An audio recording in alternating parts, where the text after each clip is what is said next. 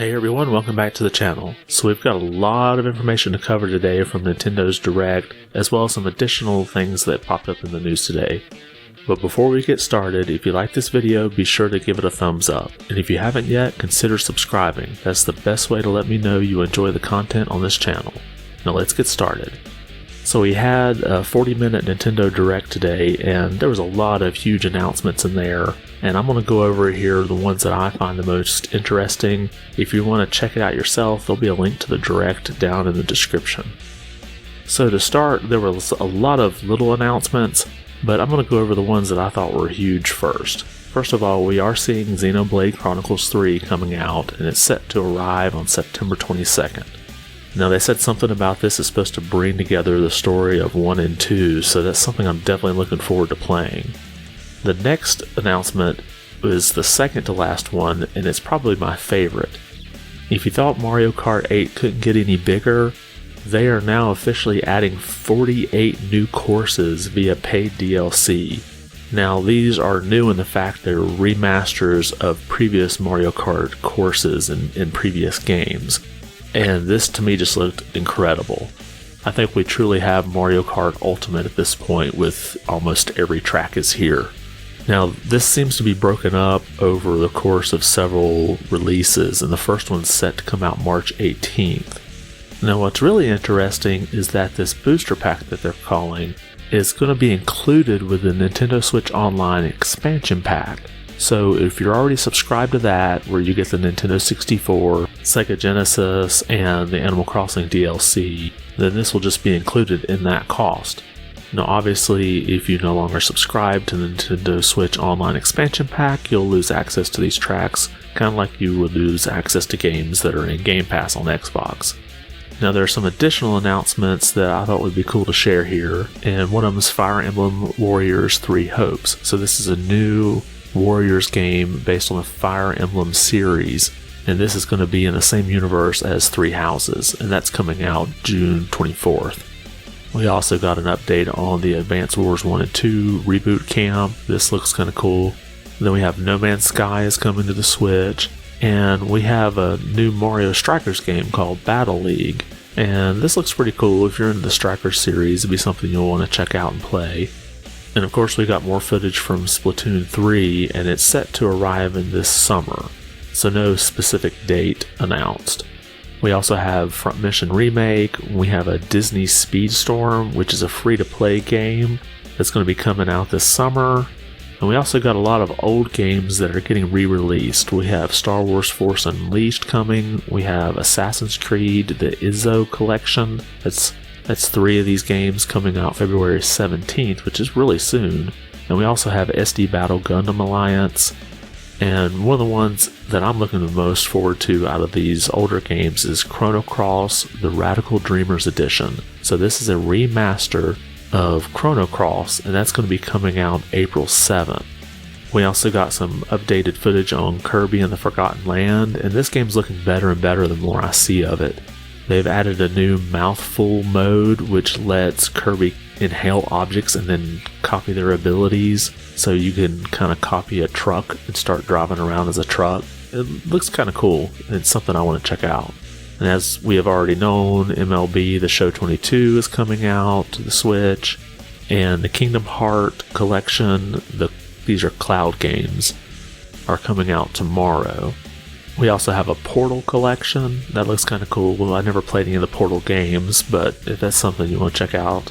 And then we have Live Alive, which is, I believe, the way they pronounced it. I've heard Live Alive, but this is an RPG that's coming to the West for the first time, and it's coming out July 22nd. Now, this game looks really cool, and it has a very similar feel on this remake to Octopath Traveler and Triangle Strategy. So I don't know if it was the same team that worked on these. Obviously this is a Square property, so it could have been. But this looks very exciting, and I'm looking forward to this one. We also have Nintendo trying to rekindle some of the Wii Sports era success with Nintendo's Switch Sports. And what's cool about this is that this does add online play, so you'll be able to play against your friends if they've got this game and compete online. So I thought that was a really cool addition. We also got an update for Metroid Dread, so there's going to be some new modes added, including a rookie difficulty and then a Dread difficulty, which is basically a one-hit and you're dead. And they're also adding a boss rush mode, and that's going to be coming out in April, so that's kind of cool if you're a Metroid Dread fan to check out those modes. We also have Earthbound and Earthbound Beginnings coming to Nintendo Switch Online today, so those should be available as soon as the Switch Online service gets through its maintenance today. And those are all the main things that I took out of this Direct, and like I said, if you want to watch the whole thing, there's a link in the description so you can check it out for yourself. But of all these announcements, the Mario Kart 8 is my favorite, the additional courses, and I'm going to have a lot of work to do to get more trophies. And then I'd probably say the Xenoblade Chronicles 3 is my next favorite because I like that series as well, a very good RPG, and I'm looking forward to this coming out in September. But let me know what you think of these. Is there anything that I left out that you were really excited about? Drop me a comment and let me know. And on to a little bit of non-Nintendo Direct news. Today Microsoft released on their blog an interesting statement. This is related to the Activision Blizzard acquisition.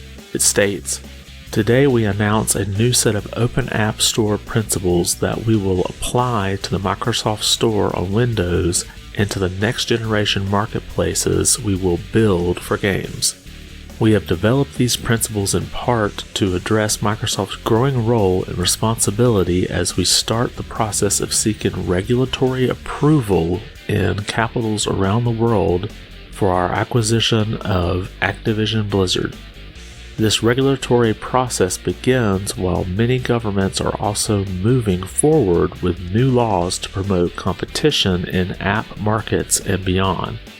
We want regulators and the public to know that as a company, Microsoft is committed to adapting these new laws, and with these principles, we are moving forward to do so." So Microsoft has stated that they plan to keep the Activision Blizzard IPs on other platforms, including Nintendo and Sony.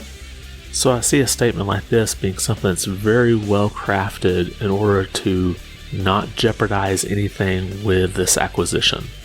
So there's really no telling what Microsoft may do after this acquisition is complete. They're obviously going to honor any contracts that Activision Blizzard had before the acquisition.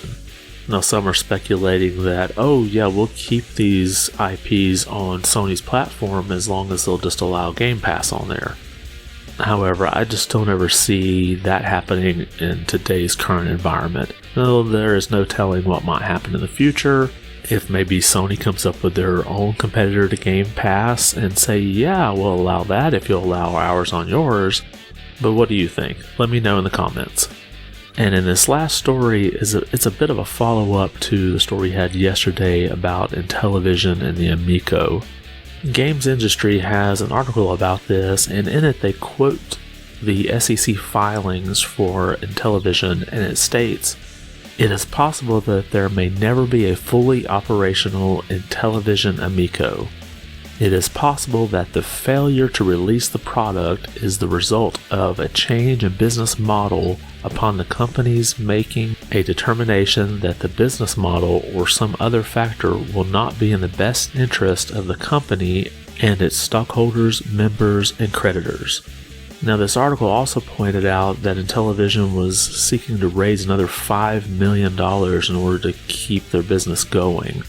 So they're coming out and saying, we may never produce a product, but we need another $5 million to keep going. To me, that tells me the Amico's dead. So what do you think? And that's it for today's episode. Was there any topics that we brought up today that really interest you? Anything that we mentioned in the Direct that you're really looking forward to see? Drop me a comment below and let me know. I want to thank you for watching and be good.